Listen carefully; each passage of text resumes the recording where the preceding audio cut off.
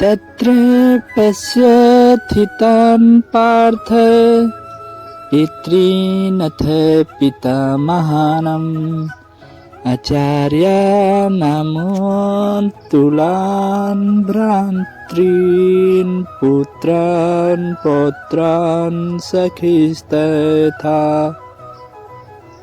स्वसुरहं सुहृदयं स्वेच सेनयोरुभयोरपि।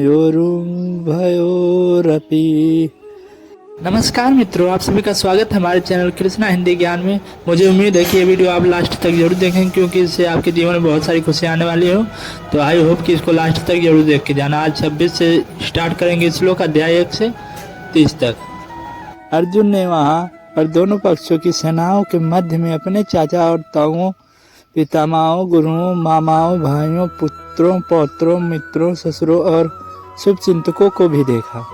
अर्जुन ने युद्ध भूमि में अपने सभी संबंधियों को देख सका। वह अपने पिता के समकालीन भूरिश्रवा जैसे व्यक्तियों, भीष्म तथा सोमदत्त जैसे पितामहों, द्रोणाचार्य तथा कृपाचार्य जैसे गुरुओं, शल्य तथा शकुनि जैसे मामाओं, दुर्योधन जैसे भाइयों, लक्ष्मण जैसे पुत्रों, अश्वत्थामा जैसे मित्रों एवं कृतवर्मा जैसे शुभचिंतकों को देख सका। वह उन सेनाओं को भी देख सका जिनमें उसके अनेक मित्र थे। श्लोक 27। तांस मिच्छ सा कौन्तेयं सर्वोन् बन्धून् वस्थितान् कृपया पर्याविष्टो विषीदन्निदं ब्रवीताम्। जब कुंती पुत्र अर्जुन ने मित्रों तथा संबंधियों की इन विभिन्न श्रेणियों को देखा तो वह करुणा से अभिभूत हो गया और इस प्रकार बोला। श्लोक 28। दृष्टवेमं स्वजनं कृशयुत्सवं समुपस्थितं सीदन्ति मम ग्राणानि मुखं चापरिशुष्यति। अर्जुन ने कहा, हे कृष्ण, इस प्रकार युद्ध की इच्छा रखने वालों अपने मित्रों तथा संबंधियों को अपने समक्ष उपस्थित देखकर मेरे शरीर के अंग कांप रहे हैं और मेरा मुख सूखा जा रहा है।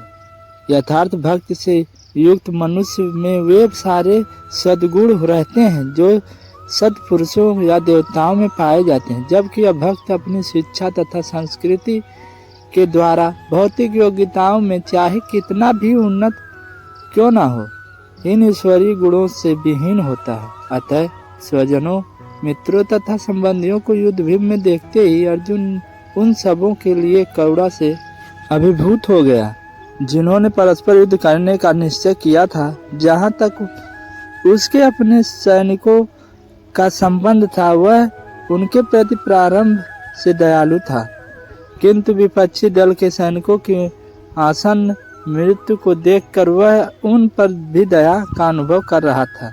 और जब वह इस प्रकार सोच रहा था तो उसके अंगों में कंपन होने लगा और मुख सूख गया।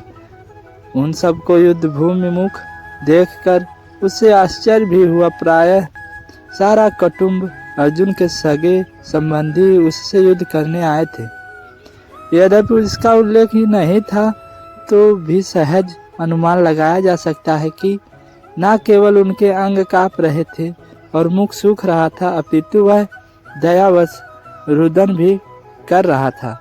अर्जुन में ऐसे लक्षण किसी दुर्बलता के कारण नहीं, अपितु हृदय की कोमलता के कारण थे, जो भगवान के शुद्ध भक्त का लक्षण है। अतः कहा गया है, यस्यास्ति भक्ति भर्गवत्य किंचना सर्वगुणस्तत्र समासते सुरा हरावा भक्त्यतस्य कुतो मदगुणा मनोरथे नासति धावतो बहिं जो भगवान के प्रति अविचल भक्ति रखता है उसमें देवताओं के सद्गुण पाए जाते हैं, किंतु जो भगवत नहीं है उसके पास भौतिक योग्यताएं ही रहती हैं जिनका कोई मूल्य नहीं होता। इसका कारण यह है कि वह मानसिक धरातल पर मंडराता रहता है और ज्वलंत माया के द्वार अवश्य ही आकृष्ट होता है। श्लोक 29। वेपयुश्च शरीरे में रोमहर्षत्वे जायते गांडीवं संसते हस्तान्त्वक्वच्वे परिदहाते। मेरा सारा शरीर कांप रहा है, मेरे रोंगटे खड़े हो रहे हैं, मेरा गांडी धनुष मेरे हाथ से सरक रहा है और मेरी त्वचा जल रही है। शरीर में 2 प्रकार का कंपन होता है और रोंगटे भी 2 प्रकार से खड़े होते हैं। ऐसा या तो आध्यात्मिक परमानंद के समय या भौतिक परिस्थितियों में अत्यधिक भय उत्पन्न होने के कारण होता है। दिव्य साक्षात्कार में कोई भय नहीं होता। इस अवस्था में अर्जुन के जो लक्षण है वे भौतिक भय अर्थात जीवन की हानि के कारण है। अन्य लक्षणों से भी यह स्पष्ट है कि वह इतना अधीर हो गया कि उसका विख्यात धनुष गांडीव उसके हाथों से सरक रहा था और उसकी त्वचा में जलन उत्पन्न हो रही थी। ये सब लक्षण देहात्म बुद्धि से जन्य है। श्लोक 30। न च शक्नोमय वशाथातु भ्रमतिवं च मे मनम् निमित्तानि च पश्यामि विपरीतानि केशव। मैं यहाँ अब और अधिक खड़ा रहने में असमर्थ हूँ। मैं अपने को भूल रहा हूँ और मेरा सिर चकरा रहा है। हे कृष्ण, मुझे तो केवल अमंगल के कारण दिख रहे हैं। अपने अधैर्य के कारण अर्जुन युद्धभूमि में खड़ा रहने में असमर्थ था और अपने मन की इस दुर्बलता के कारण उसे आत्मविस्मृत हो रहे थे। भौतिक वस्तुओं के प्रति अत्यधिक आसक्ति के कारण मनुष्य ऐसी मोहमयी स्थिति में पड़ जाता है जो ऐसा तथा मानसिक भय असंतुलित उन व्यक्तियों से में उत्पन्न होता है जो भौतिक परिस्थितियों से ग्रस्त होते हैं। अर्जुन को युद्धभूमि में केवल दुखदायी पराजय की प्रतीति हो रही थी। वह शत्रु पर विजय पाकर भी सुखी नहीं होगा। निमित्तानि विपरीतानि शब्द महत्वपूर्ण हैं।